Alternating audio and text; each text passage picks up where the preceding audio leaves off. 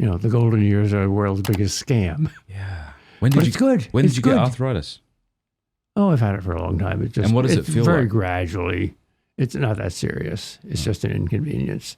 Is it just pain in your wrists and joints? Or? Knees mainly. Yeah.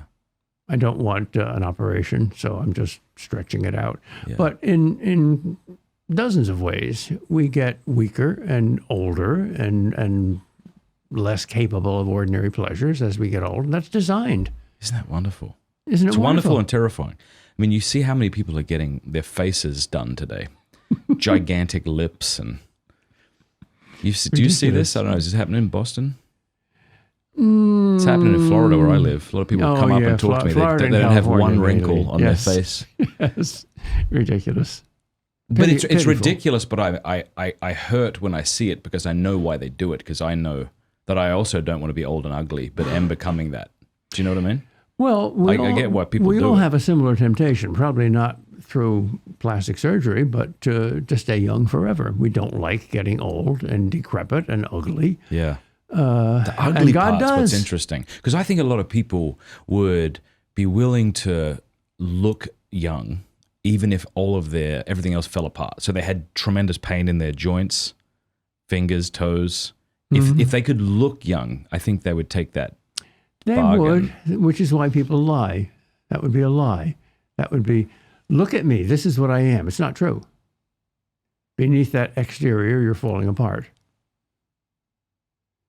So if you value truth above even suffering versus pleasure, you make one decision. If you judge pleasure as the most important thing and pain as the most important negative thing, then you lie. You tell lies. Mm-hmm. I think Aquinas or Augustine in there talking about. I don't know if this is apocryphal or not. I'm going to say it, and people can tell me if it's apocryphal. I think it was Augustine quoting someone that if women are going to dye their hair, they should dye it red so it will match the flames of hell that will one day engulf them. That sounds like Augustine, certainly not Aquinas. Thy Lord says, Thou canst not make one hair white or black. And dost thou wish to have greater power so as to bring to naught the words of thy Lord?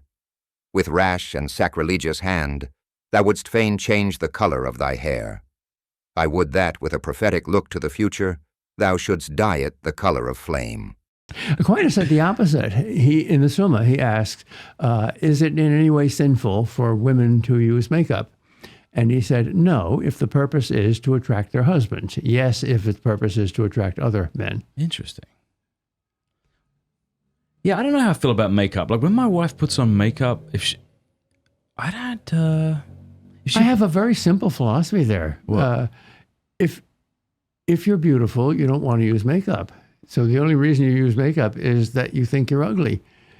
But I don't think women are more beautiful in makeup. I think women are more beautiful without makeup. And I think most men agree with me. You know, I think I might agree with you. I'm trying not to agree with you too quickly because it sounds like I'm trying to virtue signal by saying, but I was at a big event last night and the night before, a lot of people were in makeup and it's just like, ooh.